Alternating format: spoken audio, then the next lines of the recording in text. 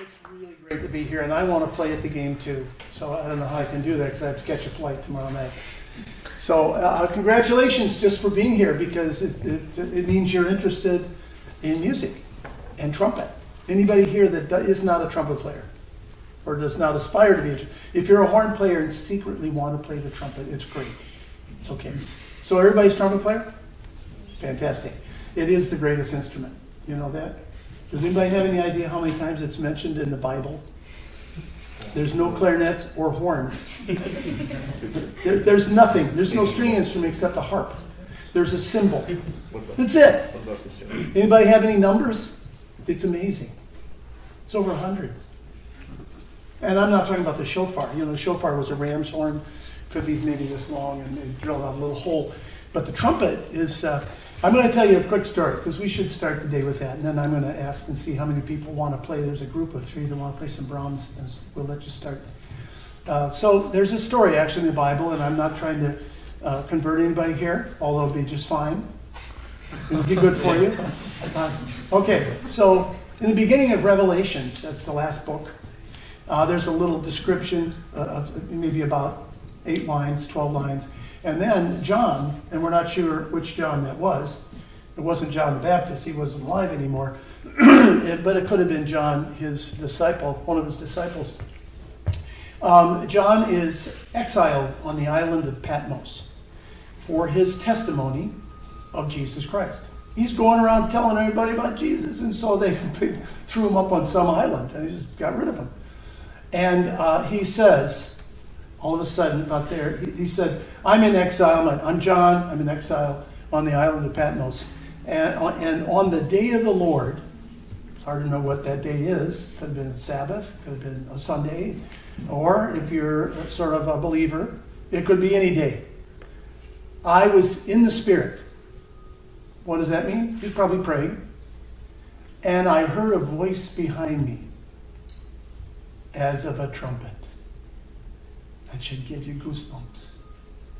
Because he then describes what he saw when he turned around. Of course, it's Jesus Christ in all his regalia, so shining, so gold, and so white that he could barely look upon him. And then Jesus tells him what to write down. And that's basically most of Revelations. Warnings and things to look for end times. But how about that? A voice as of a trumpet. Of all the sounds, of course, he didn't know a locomotive, a jet airplane. He didn't know those sounds, or an elevator coming down and not having any brakes and crashing. He didn't know anything to compare with except a trumpet. And that's pretty astounding to me. So we have a little bit of a responsibility as trumpet players. I don't care what level you're at. I have in my studio a little frame thing here, and it says, due to the shortage of trained trumpeters, the end of the world has been postponed. I got that about 40 years ago. I think that's my job, is to keep training you all so we can really blast out the ending. Okay, that's enough of that. You want to all set up here? Sure. You probably need 3 stands, or can you do it on one? Two's fine. Yeah. Okay.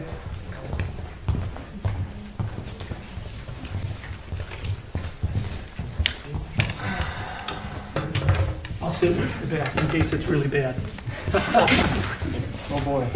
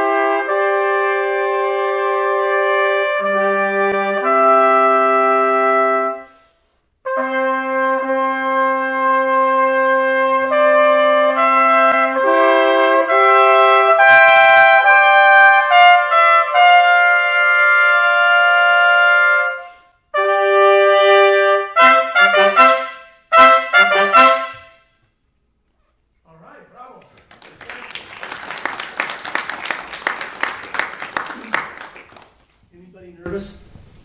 Good. Okay. That's how we have to learn to play like that, right? So I was sitting way back there. Who was playing first? Okay, I'd probably put you in the middle, not because you're taller, but just that's how jazz bands put their section, right? Mm-hmm. The lead. Why don't we do that? Why? I'll tell you why. Because there's so much arrogance going on with classical. The dude playing first has to be on the end. Even an assistant's can't be over there because somebody might think he's playing first. They're going to sit down in the end over there. Okay, number one, try to think of it maybe a little bit more moving. It won't be so scary to you. And number two, think of this as a chorale. Very connected. And a good word would be, you know the word cantabile? I made it up. It's cantabile. Yeah. Cantabile doesn't. It's like rub-a-toe. You don't say rub-a-toe. You know, we try to say the. Okay, cantabile would be a good word. I don't think it says it here, but that's what you want to do. This is a chorale, and he gave this to the trumpets. So we're going to slur it. Okay. Just the first phrase. I'm going to conduct it, and this is the tempo I'm going to give you. And forget piano. What does piano actually mean? The translation. Soft. It's a toughie, isn't it? It's not a trick question. But I want to tell you. What's your name? Ethan. Ethan. Ethan. Hi. Coleman, I bet. Unless you guys are wearing somebody else's name. Okay. Ethan. See, what was my question going to be? It was very good. I knew it was really important. I was going to make a really good point there, but I don't remember what it was. I had a red eye last night, so if I say anything that you question and say, "Are you kidding me?" Raise your hand and I'll try to correct it because, of course, I didn't mean that. We're going to put you in the middle so everybody can hear that, and we're going to move it along a little bit. There's some other points I want to make, but I'm going to conduct it. Here we go.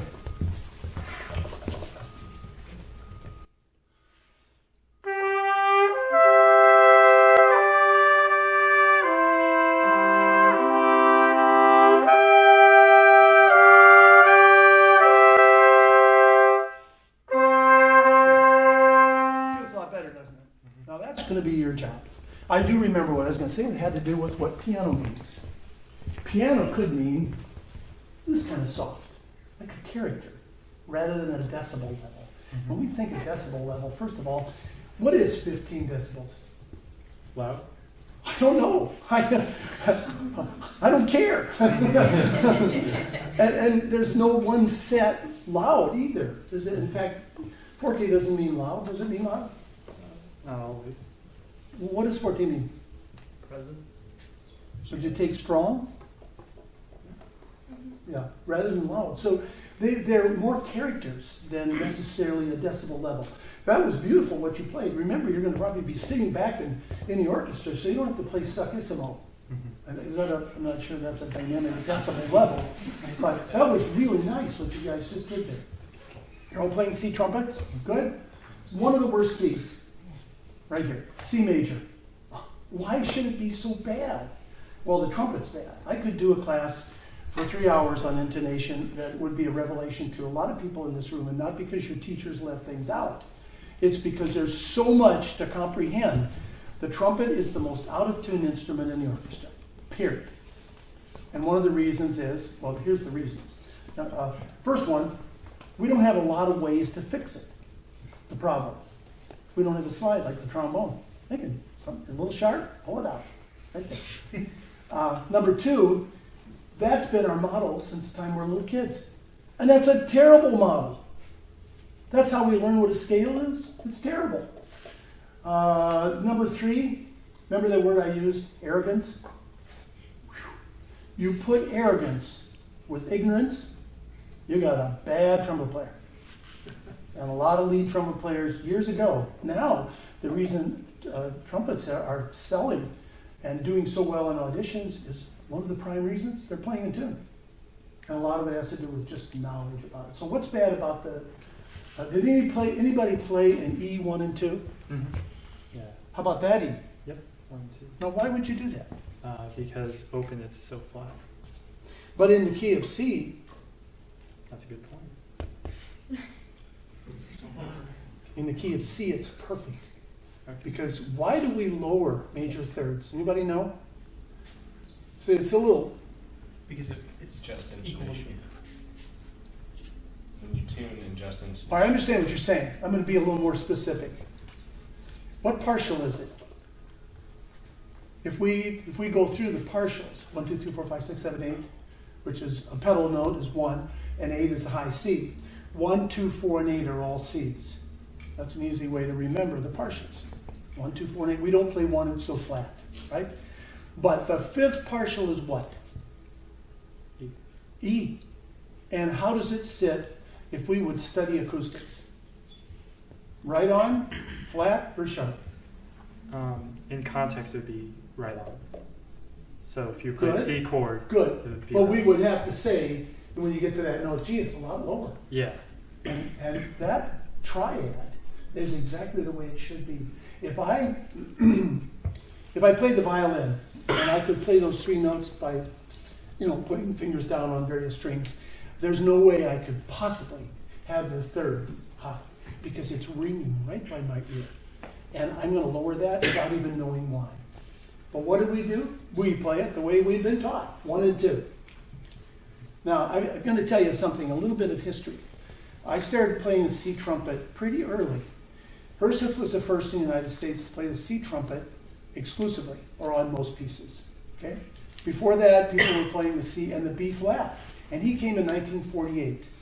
When in 1960, I was a problem. Only 12 years later, I was a problem in my high school band. Meaning I had a conduct problem. I'm sure I was ADHD. Didn't know it. It wasn't diagnosed, but I was cutting up and making jokes all the time. I was first trumpet. My band director liked me. And so he was always saying, shh, shh, shh. He was working with the clarinet, shh, shh, shh. Unbeknownst to me, he called it my trumpet teacher. I show up for a lesson. My trumpet teacher takes away the B-flat Schilke that I was borrowing, because all I had was an old Ambassador cornet, B-flat, and he handed me a Holton C. And sink or swim, that was it. I had to learn to play and transpose immediately when I was a sophomore in high school. So when I got to Northwestern 2.5 years later, there was only one other person. 1962, 14 years after Herseth started doing it, only one other person at Northwestern that had a C trumpet. Bill Bright, who taught at Arkansas for a long time, Robert Bright. And he was a grad student. And I showed up, all I had was a B-flat cornet and my new Schilke C. And that's all I played. And I was unusual. I really was very unusual. Now, what were you all told about E's? This is almost verbatim. When you switch to a C trumpet, you probably heard from your teacher or somebody, now you have to play E's 1 and 2, E flats 2 and 3, and you thought to yourself, what about D? You might even ask, what about D? And then your teacher said, just raise your eyebrows, it's not as bad. Now there's something very significant about that. Because in the 1930s, trumpet makers, Bach, everybody that was making trumpets in the United States, piston valve trumpets, they categorically cut off the first slide. How many people in this room know that? That our first slide on all piston valve instruments in the world is a little short. Isn't that amazing? Why didn't they put it in a book in our case when we bought it? Nobody bothered to tell us. It's in books. All you have to do is there's a book by Philip Bate, The Acoustics of the Trumpet Trombone. It's quite old. I have one because Herseth gave me this book. It was quite unique. And in there, it states that.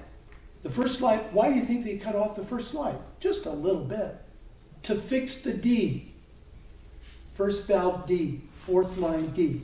It didn't fix it, made it a little bit better. Playing first and third, you don't want to do that. But what does that do to all the other first valve notes?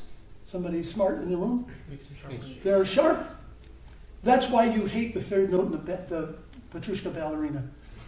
Because it's higher than you think. So you go, patach-splat, half the time. Your lip is trying to aim exactly for it, but it's higher than you think. And you could fix probably 60% of your notes on your trumpet if you knew which direction they lean. I'm getting a little complicated, but getting back to this, open E is the case. It's beautiful. And this E right here, who's playing second? What are you going to do with that E? Kick out. Yeah, and why do we kick that out? I'm sure your teachers probably told you. Any idea why 1 and 2s are so sharp throughout the world of piston valve instruments, even rotary valve instruments? Why are 1 and 2 combinations sharp? Other than the 5th partial, C sharp. That's a good note. Any idea? Could somebody explain it? I know Gabe can, so I'm not going to ask him. But you should all know, because that's another really bad note. By the way, that F, the 3rd note in the ballerina, is also sharp because it's the 6th partial. If you think of your G, top of the staff, as being sharp, and you should, because in nature, it's sharp. It's not as sharp as the open E is flat. If I took the first 8 partials, and we had it on the blackboard here, I already said, number 1 is the fundamental. It is so flat on just any pipe you'd ever blow through. Any brass instruments, just a pipe, whatever, a straw. It's so flat we can't play it, and so composers never wrote for it. When we had the long valveless trumpets, the Baroque trumpet we call it, in those days they just called it the trumpet. The 2nd partial was also so flat, they didn't play it. So most pieces from the Baroque and the Romantic and Classical period where they're using valveless trumpets, they start with the 3rd partial, a low G, like in the Bright Seraphim. Ba, ba, ba, ba, lowest note, not below that, because those 2 notes were out of tune. Okay, the next out of tune note, 1 through 8, who can tell me? It's so out of tune we don't use that one either. Number,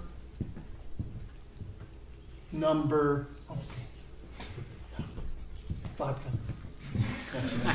Number 7, we don't play high B flats open, do we?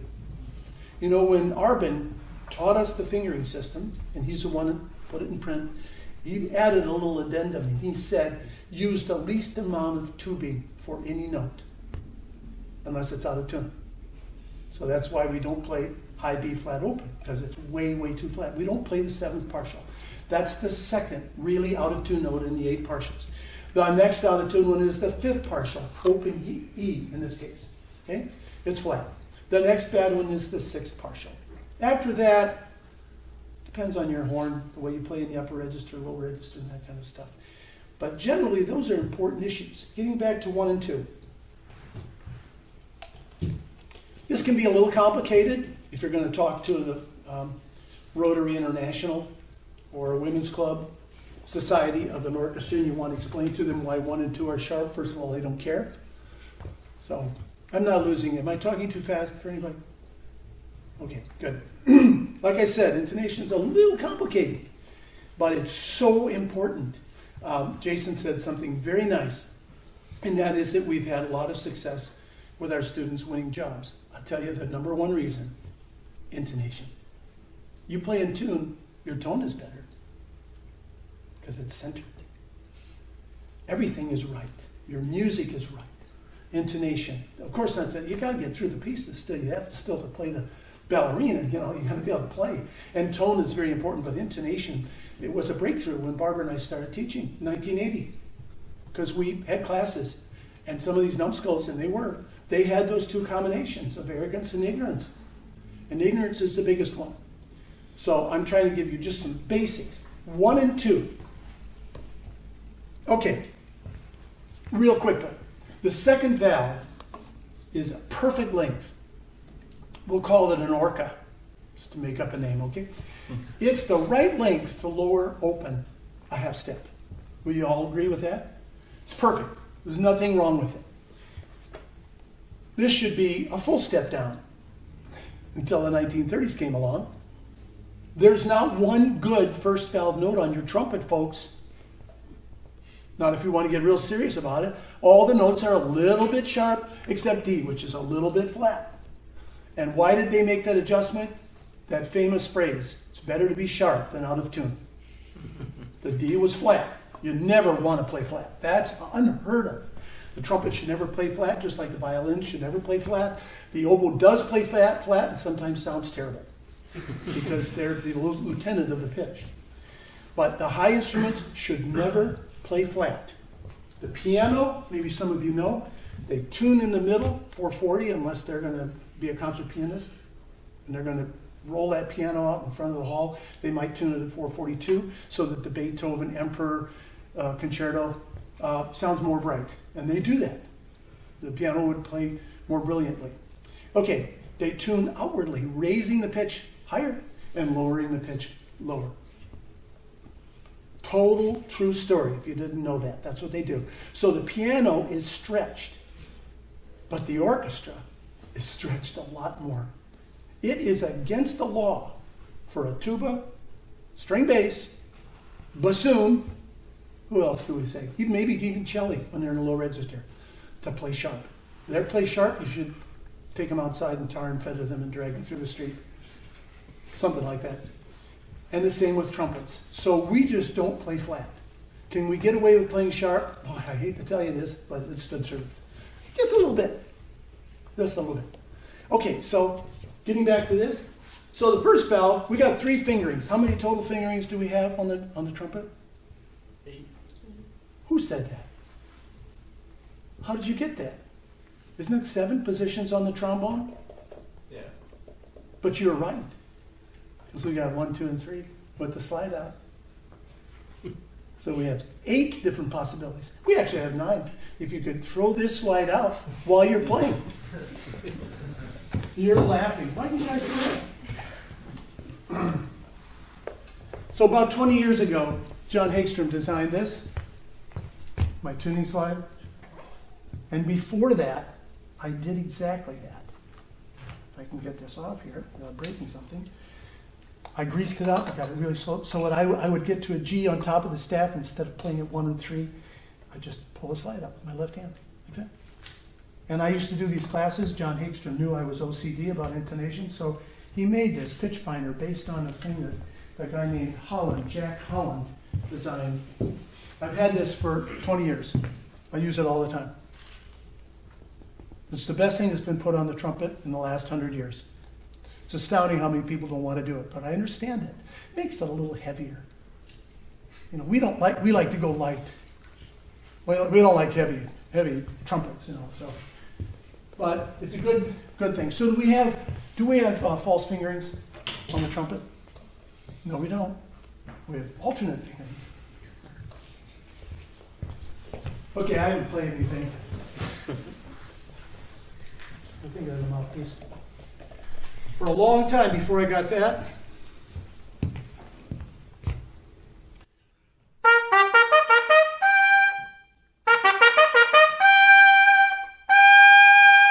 Can you hear that? So, that's the key of E flat. What's the third? G.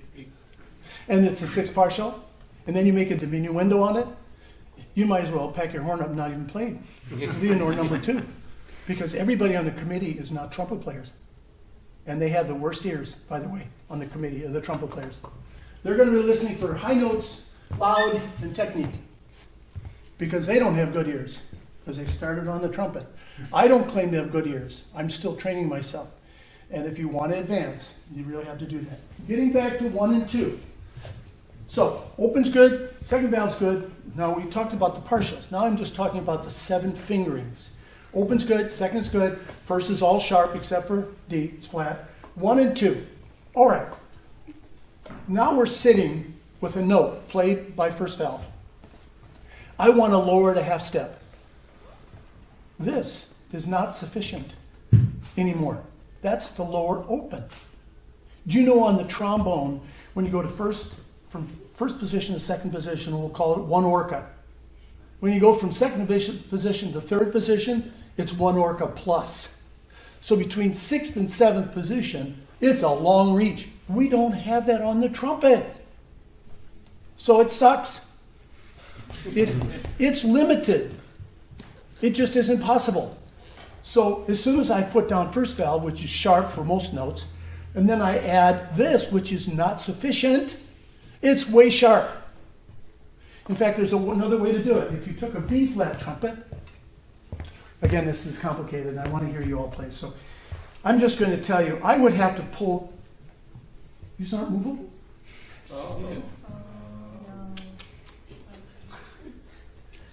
Okay, if I rock it, maybe.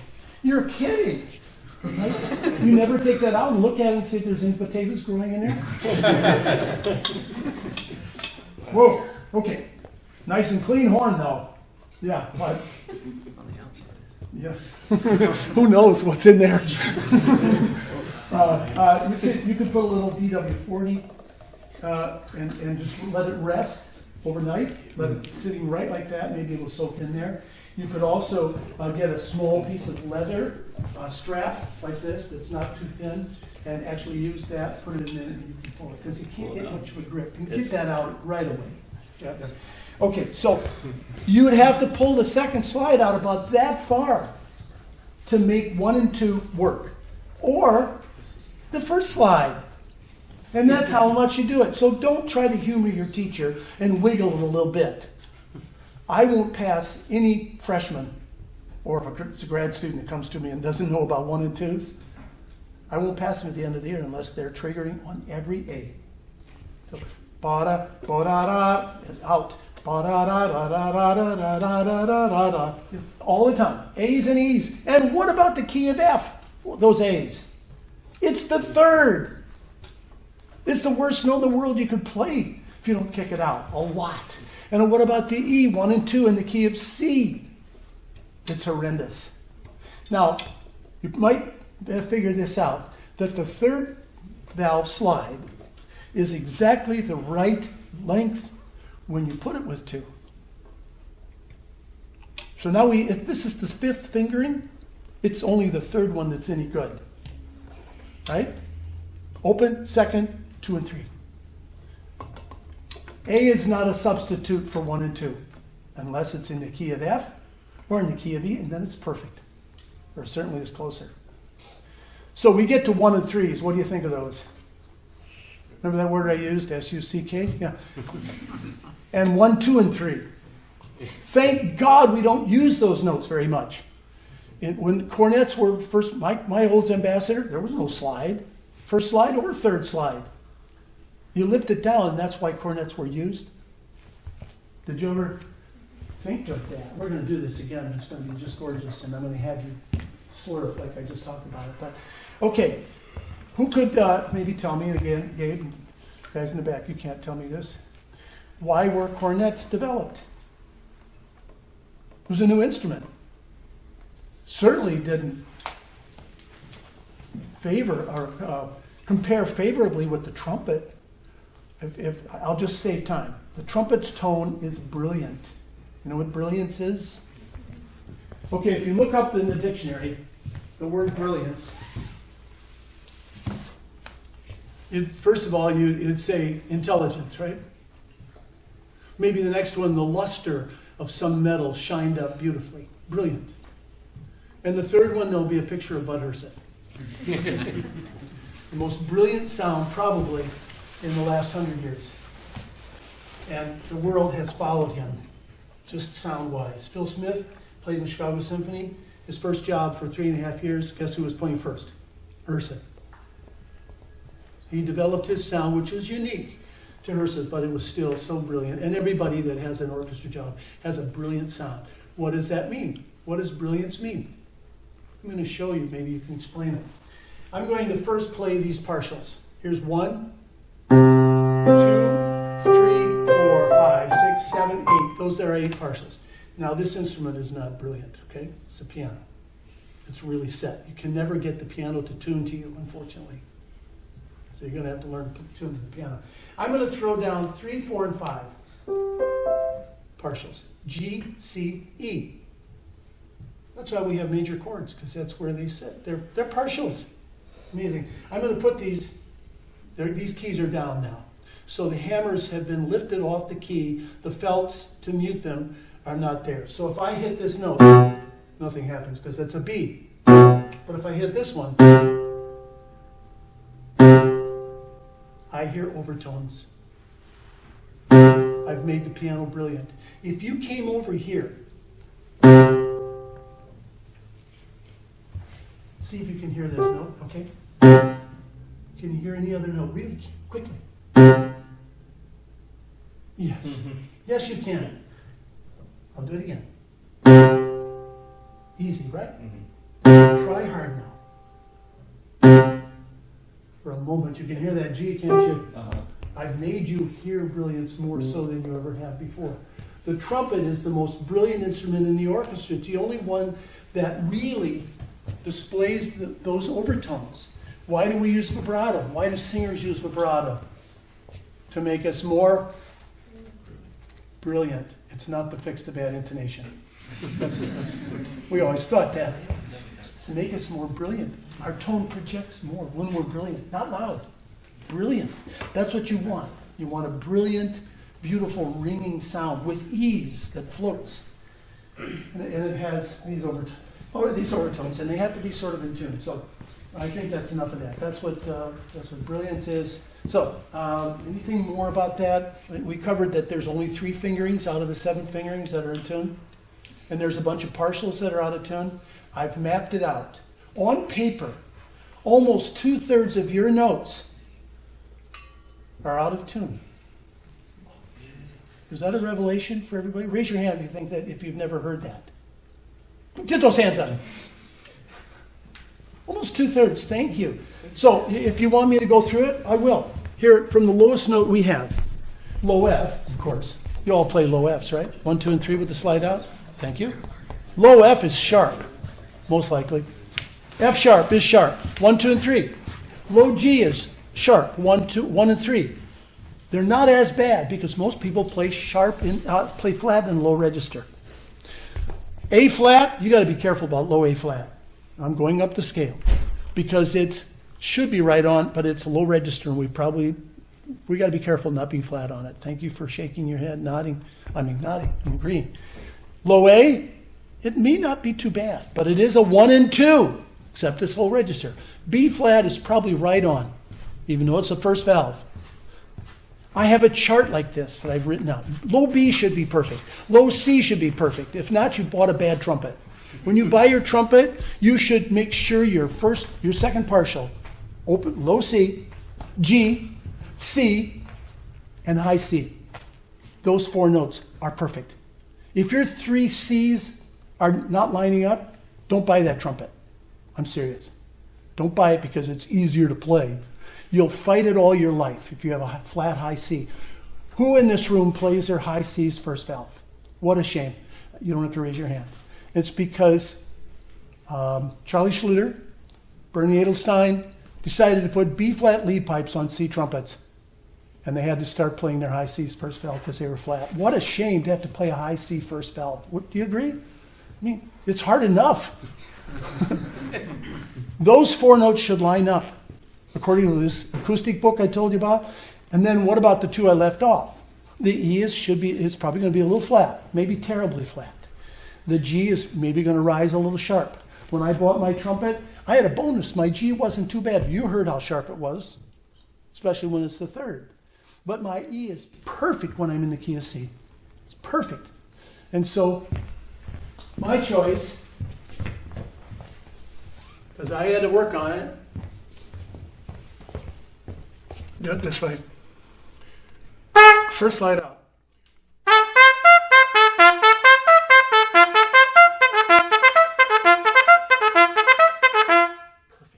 I lower the A. I even lower the low F. I lower that high F. And I play the E open. Because the E in that ballerina is pitiful. If you get away with not splitting the F, you're sure going to split the E 1 and 2. So why were we taught all that? I'm going to tell you. Why did our teachers say, here's what you have to do now with those notes? Because I'm going to tell you that the C trumpet is not more flat on the open E. It's not flatter than the B flat. The B flat trumpet also, the E is flat.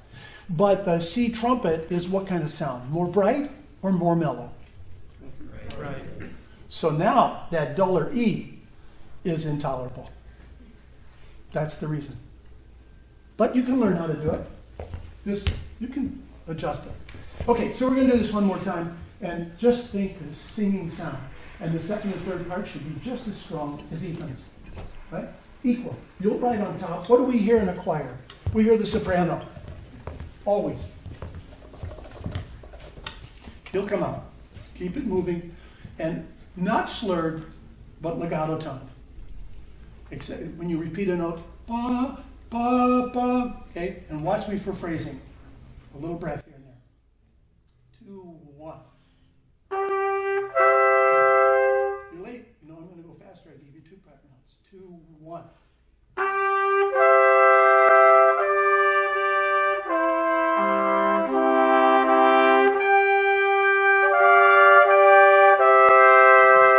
Okay, so you all have to play the same way. So I don't want anybody sticking out. When you change the notes, that's one thing, but more connected. When we have a big interval, a big jump, we seem to you want to separate it so you can get all set to get the next note. Bo, ba, ba, dee, da, da. More do attack. Okay? Now that D was flat this time. First vowel D. Keep it up a little bit. Raise your eyebrows. 1, 2, 1.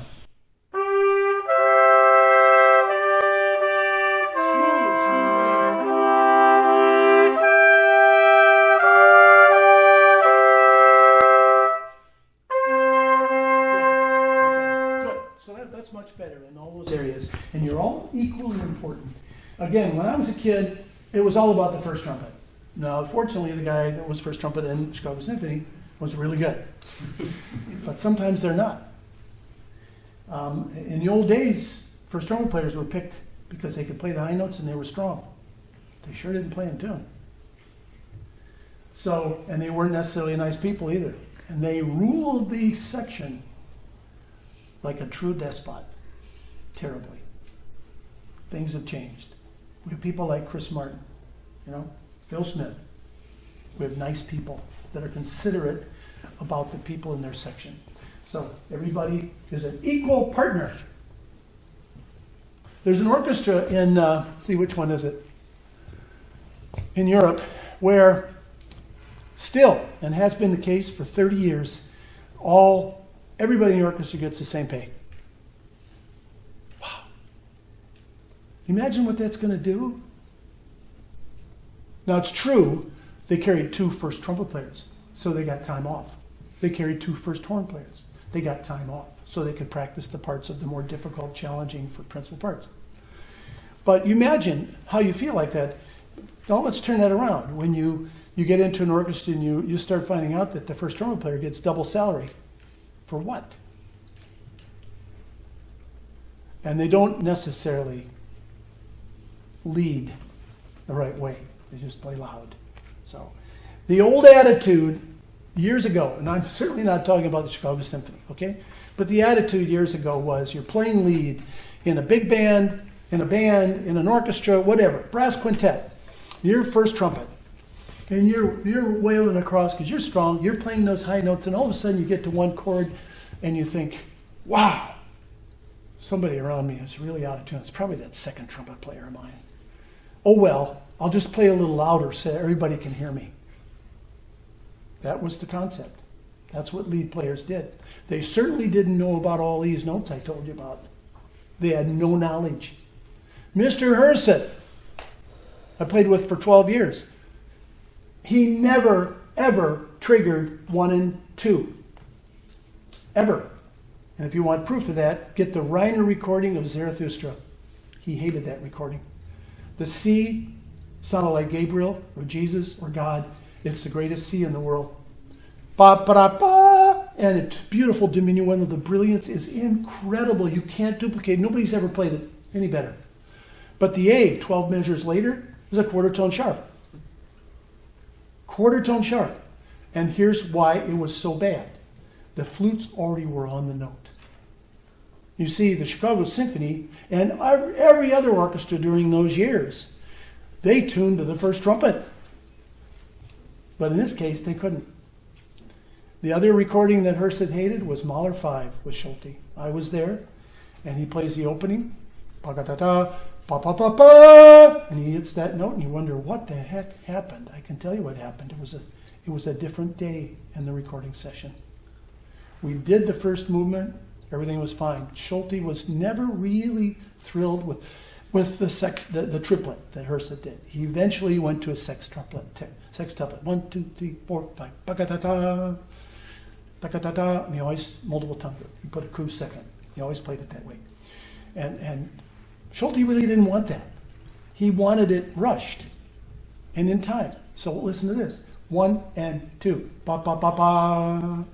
Da da da da. Starting not late like a sextuplet, but 1 and 2. Da da da da. And sounding like it's rushed. That's what it says. Fleeting, rushed, quasi military fanfare. But that's what it arrived at, a sextuplet. It became famous because it was the second recording in the United States. The first one was Metropolis and Vacchiano playing it with New York Phil. So when that recording was made, Mahler was not famous. I mean, not popular. You did Mahler 1 and Mahler 4. Nobody did the other symphonies. They were really out there. And so the Chicago Symphony did it in something like 1970. And it became the milestone, the model. And so we did the whole first movement. The next day we came back to do the second movement. We did that. And we're sitting there, and Schulte's just standing there, and you hear the engineer or the producer say, Maestro, we have 15 minutes left. What would you like to do? Silence. I wanted to go across the street. There was a Medina temple, because Uno's Pizzeria was across the street. But it was not my choice. So I was fourth trumpet. Schulte said, first movement opening. So he heard the recording, and he did it again. Guess where they spliced that octave, right on that C sharp. Pop, pop, pop, pop. A different day. What idiots. Herseth wanted to kill somebody. It makes it sound like he's out of tune. We can't control recordings when we're in a big orchestra.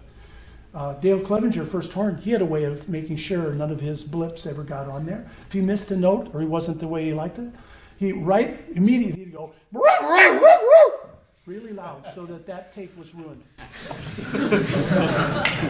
Protect yourself. Yes, sir. Okay, so now the only other thing I'm going to tell you is a little bit better music, because you're doing quite well. Do you know anything about peaks? Peaks. Anybody know about the high point of a phrase? Anybody know anything about that? Good for you? All right. Every time you play, it's not music unless there's some point that you're going to. Every piece. Now, personally, the ballerina, it's a little too short to go da da da da da da da da da. You know, it's just like you're in a bathtub out in the ocean, and you don't need to do that. But every phrase has a point you should go to. Where is the first peak? I'll let you go first. Okay. Homer. Yeah. Where's the first peak? Right there. You're thinking way too big. There's two before that. How about that? There. Yes, second note. Where's the next one? There. That's it. La dee ba da da da ba dee. There's three reasons for peaks. Sorry to get so analytical. The high note. It's not always the high note. In this case, the first beat of the measure can be a peak. And a dissonance that has to resolve. How about the second measure, second complete measure in Charlier 2? Be da da da. No, I'm sorry, the second measure. Dee da da da da ya da da. That can't sit there. It's a dissonance that has to sort of resolve. And it's also the first beat of the measure. That's where you go. That's the point. Now we don't have to agree on a peak. Håkan Hardenberger, he said, I don't like to do the Haydn ba ba ba. He said, sometimes I just like to go ba da da. Well, he can do whatever he wants, can't he? and he's also probably tired of that piece. And the point is, he's right. You can do anything you want, but you have to be convinced. You got to show something. And you sort of did that. So let's think that there's an X there, an X there, an X there, and an X there. Here we go. I'll show it. Just a little bit. This first note is two. Ta. Trust yourself. Ba, ba. Here we go. We're going to play. You all play that note? Or is it just you? Top two Just the first. two, yeah. First and second. Yeah, that's good. I sort of knew that. Okay, here's what you're going to do. As soon as I start conducting, which is going to be here, here, here, you're going to imagine you play that G 3 times and come in on the 4th one. Imagine it, that you're actually playing it, starting here. Look at Sorry. that. When we're in the action of playing, in the motion of it, anybody ever try to catch a freight train? I mean, the ones that are really slow, obviously. What do you have to do? The key, if you don't want to have your arm pulled off. You got to run next to it and go the same speed, and you can step right on it. And that's what's happening here. First notes can be scary for all of us. They can be scary. Why are they scary? We have a shallow mouthpiece. If we had a horn mouthpiece, do you ever look at a horn mouthpiece? Those babies, you could put it on your nose and get a sound. Everybody says the horn's the most difficult instrument. I disagree. The trumpet by far is the most difficult instrument. And when they've been saying that recently, the horn players never go, "Pwah." Those notes speak right away, unless they're in third grade, then it might go, "Pwah." They speak. This is a receiver. That funnel mouthpiece is a receiver. You would be surprised how many people, and I'm not sure I brought it, make their mouthpieces that they're screw in into more of a funnel mouthpiece. Herseth started doing this a lot. And there's now a couple companies like Curry.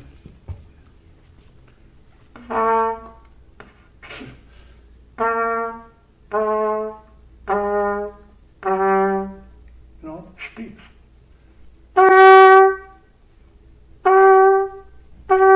It's much easier than a shallow mouthpiece. No instrument has a shallow mouthpiece like we do. Trombones, they speak all the time. A lot of times they don't even use articulation for this, which I hate. I want them to be articulate. But if you imagine you played the first 4 notes of the Mahler Fifth Symphony 3 times.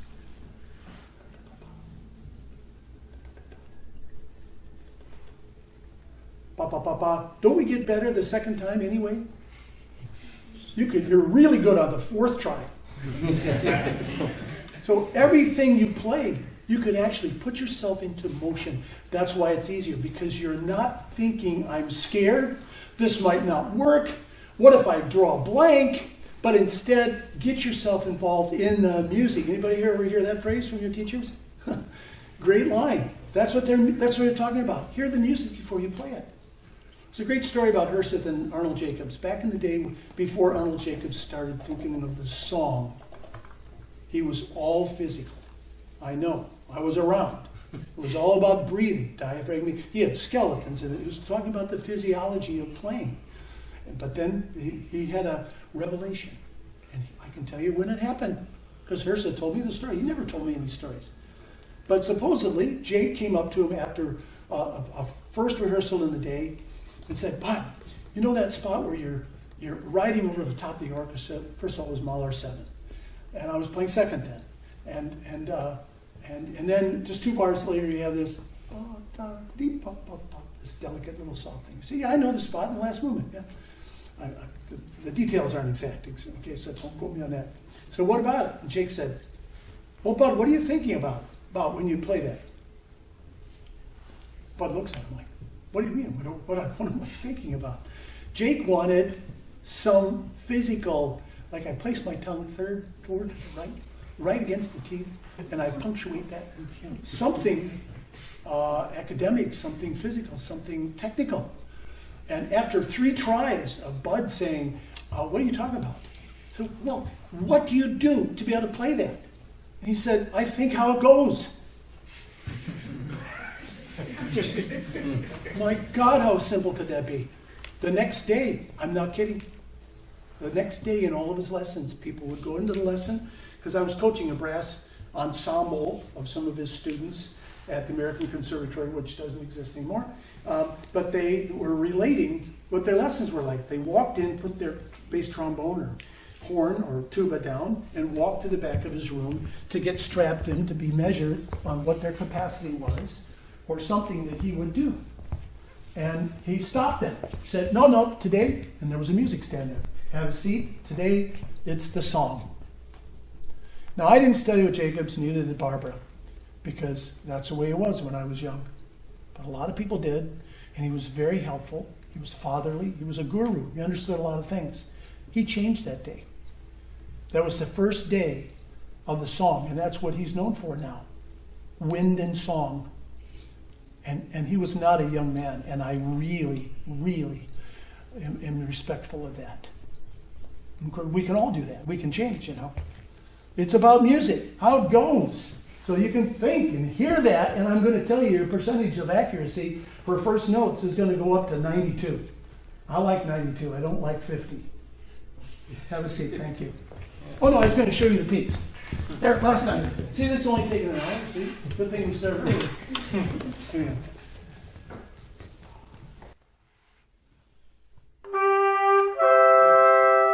Ethan, you're not really doing it. Imagine yourself playing. Close your eyes. 5 in a row by yourself. Imagine yourself playing it.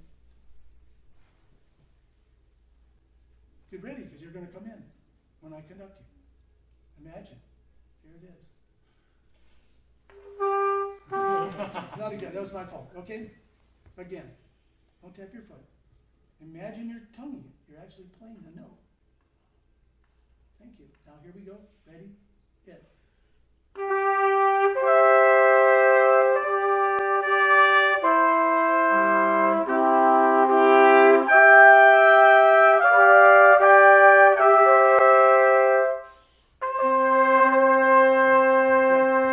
Okay, there's only one more topic that I need to talk about here, and that is the use of a more legato tone. And that's why the first thing I said was, anybody nervous? Because you're a little bit all dry. So you want...